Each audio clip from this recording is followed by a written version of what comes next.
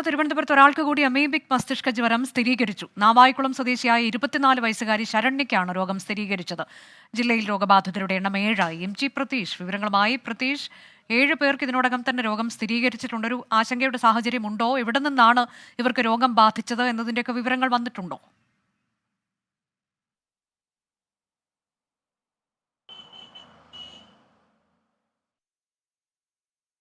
സാഹചര്യം തന്നെയാണ് നിലനിൽക്കുന്നത്. വളരെ അപൂർവമായി മാത്രം സ്ഥിരീകരിക്കുന്ന രോഗം കൂടിയാണ് അമീബിക് മസ്തിഷ്ക ജ്വരം. ആ രോഗമാണ് തിരുവനന്തപുരത്ത് തുടർച്ചയായി കൂടുതൽ പേരിലേക്ക് എത്തുന്നത്. നിലവിൽ പുതിയതായി രോഗം സ്ഥിരീകരിച്ചിരിക്കുന്നത് തിരുവനന്തപുരം നാവായിക്കുളം സ്വദേശിയായ ഒരു 24-കാരിക്കാണ്.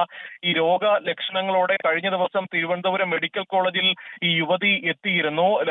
സംശയം തോന്നി യുവതിയുടെ സാമ്പിൾ പരിശോധനയ്ക്ക് അയച്ചു. ഇന്നലെ വൈകിട്ടോടു കൂടിയാണ് ഈ പരിശോധനാ ഫലം വരികയും യുവതിക്ക് അമീബിക് മസ്തിഷ്ക ജ്വരമാണെന്ന് സ്ഥിരീകരിക്കുകയും ചെയ്തത്. തുടർന്ന് ഈ യുവതിയെ നിരീക്ഷണത്തിലാക്കിയിട്ടുണ്ട്. ആദ്യഘട്ടത്തിൽ തന്നെ ലക്ഷണങ്ങൾ പ്രകടമായതും രോഗം തിരിച്ചറിഞ്ഞതും ആശ്വാസകരമാണ്. കാരണം നിലവിൽ മറ്റ് ഗുരുതരമായ ആരോഗ്യ പ്രശ്നങ്ങൾ ഈ യുവതിക്ക് ഇല്ല. ആദ്യഘട്ടത്തിൽ തിരുവനന്തപുരം നെയ്യാറ്റിൻകരയിലായിരുന്നു തിരുവനന്തപുരത്ത് ആദ്യമായി അമീബിക് മസ്തിഷ്ക ജ്വരം സ്ഥിരീകരിച്ചത്. നെയ്യാറ്റിൻകര സ്വദേശികളായ 7 പേർക്ക് രോഗം സ്ഥിരീകരിച്ചിരുന്നു.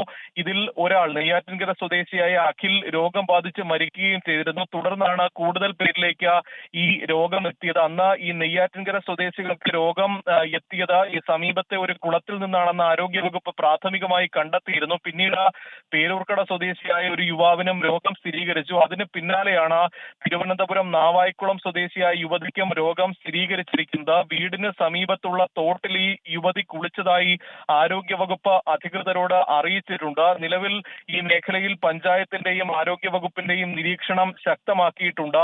വാർഡ് തലത്തിൽ ഡോക്ടർമാരെ എത്തിച്ചുകൊണ്ടുള്ള ഒരു ബോധവൽക്കരണ പ്രവർത്തനങ്ങളാണ് നിലവിൽ നാവായിക്കുളം മേഖലയിൽ നടത്തുന്നത്. മെഡിക്കൽ സംഘമടക്കം ക്യാമ്പ് ചെയ്തുള്ള ബോധവൽക്കരണം, അവബോധ പ്രവർത്തനങ്ങൾ ഈ മേഖലയിൽ നടത്തുന്നുണ്ട്. യുവതി കുളിച്ചു എന്ന് കരുതപ്പെടുന്ന തോട്ടിലേക്കുള്ള ഈ സഞ്ചാരമടക്കം നിലവിൽ വിലക്കിയിട്ടുണ്ട്. പൊതുജനങ്ങൾക്കും ഈ സമീപവാസികൾക്കും അടക്കം വലിയ ജാഗ്രതാ നിർദ്ദേശം ഇതിനോടകം തന്നെ ആരോഗ്യ പ്രവർത്തകരും നൽകിയിട്ടുണ്ട്. എന്തായാലും ലോകത്ത് തന്നെ 200ഓളം പേർക്ക് മാത്രം സ്ഥിരീകരിച്ചിരിക്കുന്ന ഒരു രോഗം കൂടിയാണ് അമീബിക് മസ്തിഷ്ക ജ്വരം. അതേ രോഗമാണ് തിരുവനന്തപുരത്തും ഒപ്പം കേരളത്തിലും തുടർച്ചയായി കൂടുതൽ പേരിലേക്ക് എത്തുന്നത്. അതുകൊണ്ട് തന്നെ അതീവ ജാഗ്രത വേണ്ടെന്ന ഒരു സാഹചര്യമാണ്. ഒരാൾക്ക് കൂടി തിരുവനന്തപുരത്ത് അമീബിക് മസ്തിഷ്ക ജ്വരം സ്ഥിരീകരിച്ചു. നാവായിക്കുളം സ്വദേശിയായ 24 വയസ്സുകാരി ശരണ്യയ്ക്ക്.